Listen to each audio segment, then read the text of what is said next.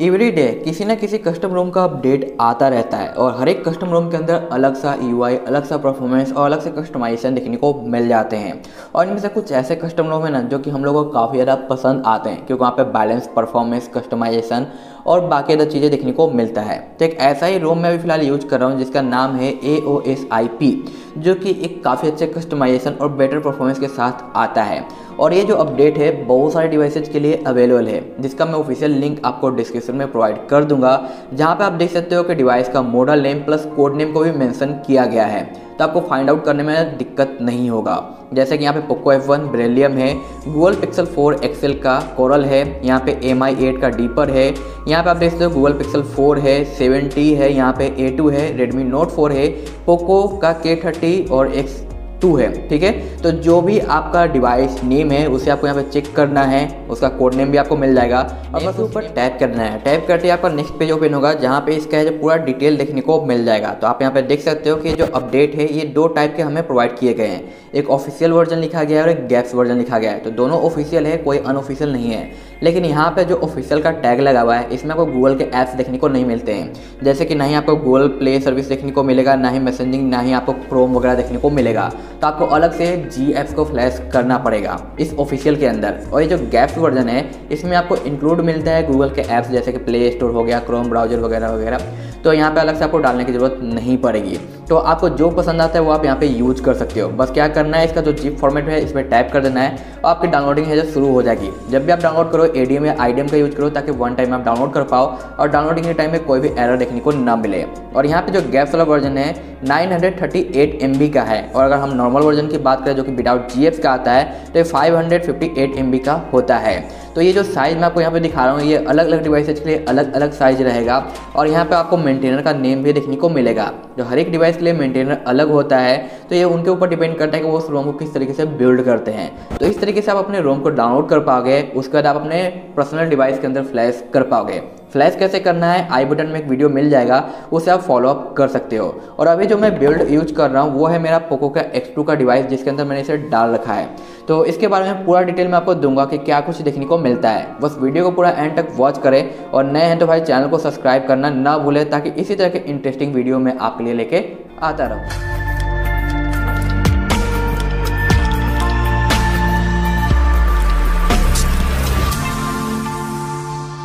यहाँ पे आपको Android 10 का सपोर्ट देखने को मिलता है। Android 11 के भी कई सारे रोम के अपडेट आए हुए हैं जिन पे मैं वीडियो देता रहता हूँ, तो उसके लिए आप नोटिफिकेशन का वेट करना ताकि आपको मिल सके और आप वीडियो को वॉच कर पाओ। यहाँ पे 5 दिसंबर का लेटेस्ट सिक्योरिटी पैच आपको देखने को मिलेगा इस अपडेट के अंदर, जहाँ पे 1 फरवरी का गूगल प्ले सिस्टम अपडेट है। और ये जो बिल्ड है आप देख सकते हो गैप्स लगा हुआ है, क्योंकि मैंने गैप्स वर्जन यूज किया है। और यहाँ पे डेट आपको देखने को मिलता है 12 दिसंबर का, यानी 12/12 दिखाई देता है। और साथ साथ यहाँ पे जो कर्नेल आपको देखने को मिलेगा अलग अलग डिवाइसेज के लिए अलग अलग ये रहता है। तो ये आपके डिवाइस के ऊपर डिपेंड करेगा, और हर एक डिवाइस के लिए सेम अपडेट सेम डेट को आया है। आप देख सकते हो सभी पे आपको 12 दिसंबर देखने को मिल जाता है।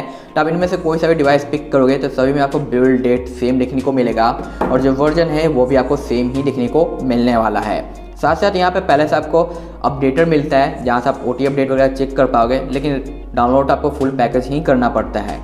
डेवलपर का ऑप्शन इनेबल रहता है, हर एक रोम के अंदर मिलेगा इसमें, तो आपको मैनुअली इनेबल करने की जरूरत नहीं पड़ेगी। मल्टी यूजर्स अकाउंट जिसे आप ऑन ऑफ कर सकते हो। जेस्चर का ऑप्शन यहाँ पे मिसिंग है, जो कि आगे आपको देखने को मिलेगा।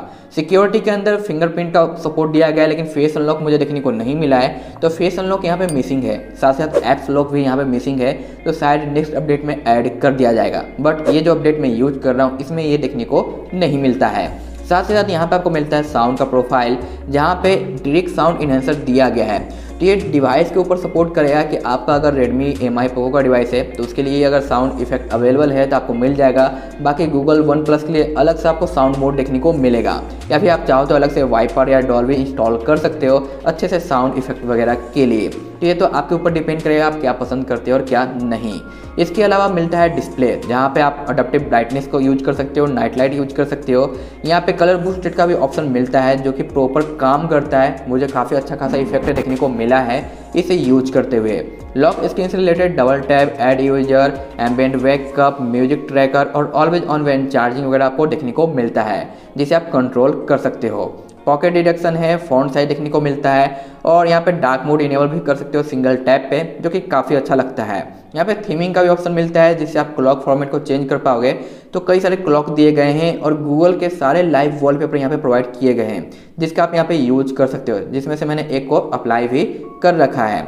एम्बेड के अंदर ऑनली ऑन पिकअप का देखने को मिलता है ऑप्शन। तो यहाँ पे एक दो एक्स्ट्रा ऑप्शन आपको देखने को मिल सकता है, जैसे कि हैंड्स वे और पॉकेट वगैरह का, जो कि डिवाइस वाइज चेंज होता रहता है।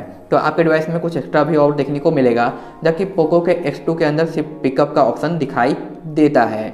बैटरी के अंदर यहाँ पे आपको देखने को मिलता है बैटरी टेम्परेचर, जिस पर टैप करते ही ये चेंज हो जाता है सेल्सियस से फ़ारेनहाइट में, जो कि इस बार इस अपडेट में चेंज किया गया है। यहाँ पे थर्मल प्रोफाइल भी आपको मिलता है, जो कि हर एक एप्लीकेशन के लिए आप यहाँ से चाहो तो चेंज कर सकते हो, जो कि सही है। यहाँ पे वो वाईफाई का सपोर्ट मिलेगा, तो अगर आपका डिवाइस का हार्डवेयर वो वाईफाई को सपोर्ट करता है तो आप उसका बेनिफिट यहाँ से ले सकते हो और वीडियो कॉल भी कर पाओगे, आपको दिक्कत नहीं आएगा डायलर का यूज करते हुए भी। और जियो का जो नेटवर्क है बिल्कुल ही स्टेबल रहता है, तो जियो का फ्लक्चुएसन ज़रा सा भी देखने को नहीं मिलने वाला है। ये रहा इसका ह्यूज कस्टमाइजेशन, जो कि भाई रिसोल्यूशन से तो काफ़ी हद तक कम होता है। और इसके पहले रिसोल्यूशन का ऑफिशियल अपडेट आया था सभी डिवाइस के लिए, तो मैंने वीडियो दे दिया है, आप आई बटन में जरूर चेकआउट कर लेना, आपको काफ़ी मज़ा आएगा क्योंकि बहुत सारे कमाल की चीज़ें ऐड की गई है उसके अंदर।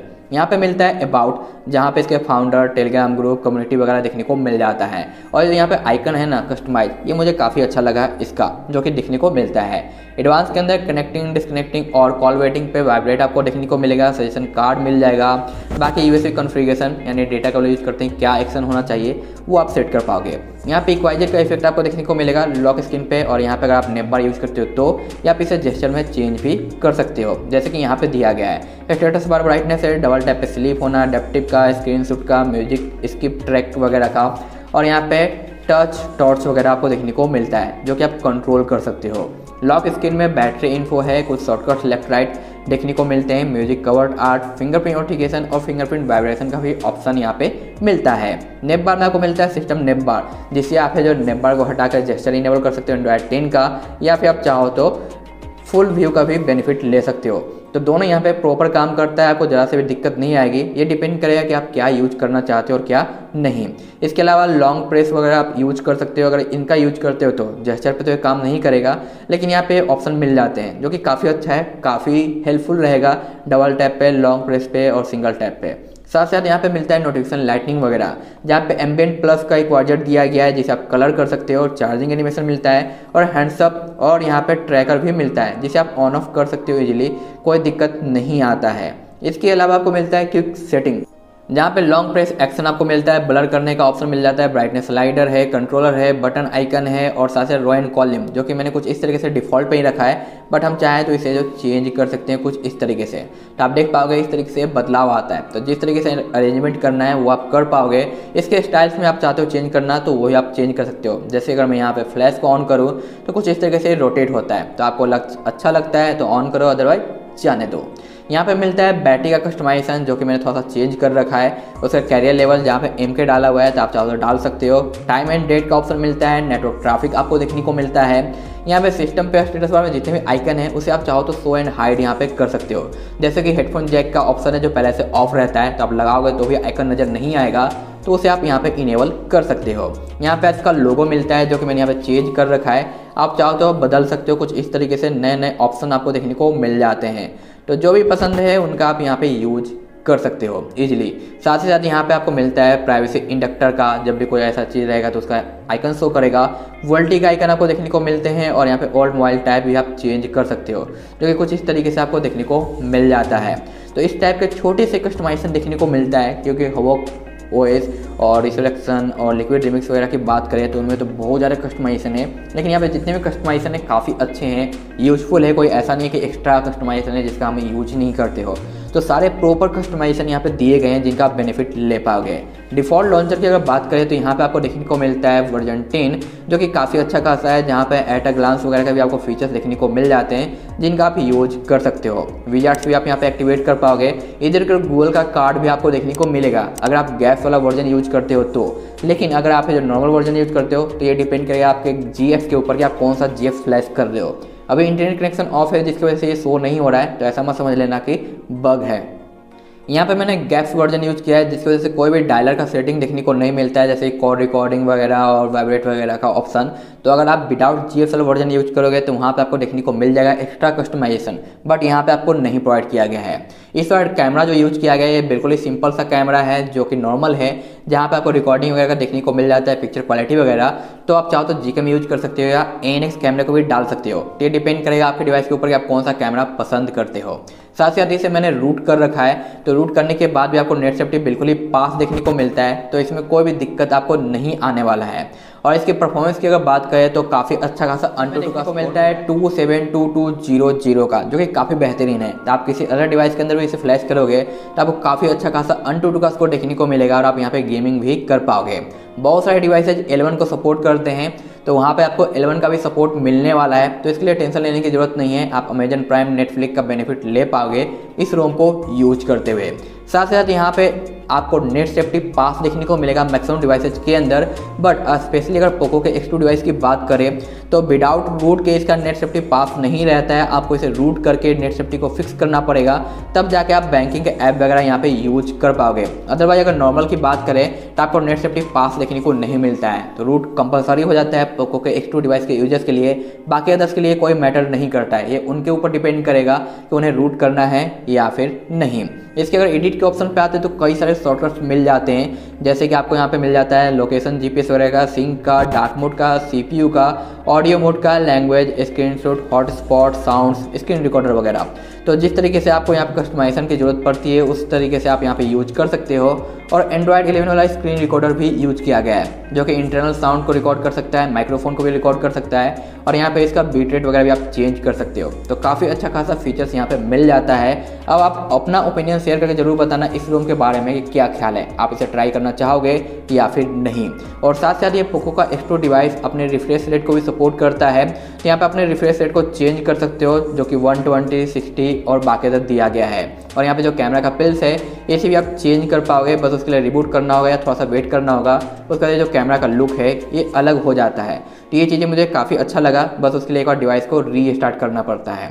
तो आज के लिए इतना ही, उम्मीद है मैंने आपको सब कुछ बता दिया है। फिर भी कोई क्वेश्चन या डाउट रहता है तो आप कमेंट बॉक्स का यूज कर सकते हो, या टेलीग्राम ग्रुप ज्वाइन हो सकते हो, या फिर इंस्टाग्राम पे भी आप फॉलो कर सकते हो। मैं मिलता हूँ आपसे नेक्स्ट वीडियो में, तब तक के लिए बाय बाय।